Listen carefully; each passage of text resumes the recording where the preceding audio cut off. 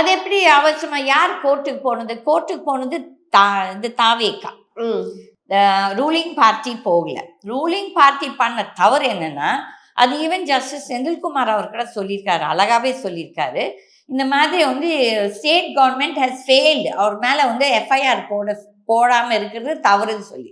So அகையில அவர் வந்துட்டு அவங்க என்ன இப்போ சொல்கிறாங்க, இல்லை அவருக்கும் திமுகவுக்கும் ஒரு தொடர்பு இருக்குது, அவங்க அப்பா எம்எல்ஏவா இருந்தார், அதுக்கப்புறம் ஆனால் அந்த அப்பா வந்து இப்போ பிஜேபியில் இருக்கான்னு சொல்லிட்டு ஒரு நியூஸ். இதெல்லாம் எவ்வளோத்துக்கு உண்மை போய் நம்மளுக்கு தெரியாது.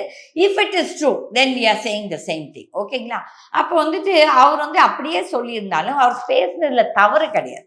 ஈ ஸ்போக் வெரி சென்சிபிளி. யாருமே பேசுகிறோம் வந்துட்டு ஒரு ஏன் ஸ்டேட் கவர்மெண்ட் வந்து அக்யூஸ்ட் ஒன்னா விஜயே போடல. ஏன்னா ஸ்டாலின் பயந்துக்கிறாரு. என்னன்னா எதனா இந்த மக்கள் எல்லாம் இந்த இளைஞர்கள் எல்லாம் எதனா இது போராட்டம் வருமா, ரிபெல்லியன் வருமா, ஏன்னா அதுதான் இவன் வந்துட்டு இந்த ஆதவ் அர்ஜுனா வந்துட்டு தூண்டி விட்டுருக்கான் அந்த ட்விட்டர் ட்வீட் போட்டு.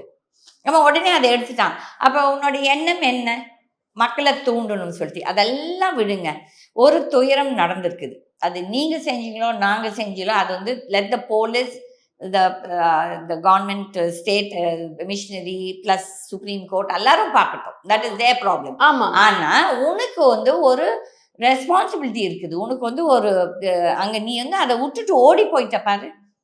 நீ வந்து உனக்கு தெரியுது அங்க வந்து இப்போ இதுல ஏர்போர்ட்ல ரிப்போர்ட்டர்ஸ் சொல்றாங்க 30 அப்போ வந்து 39 தான். ஸோ 31 பேர் 30ன்னு சொன்னாங்கன்னு நினைக்கிறேன். I heard it like that.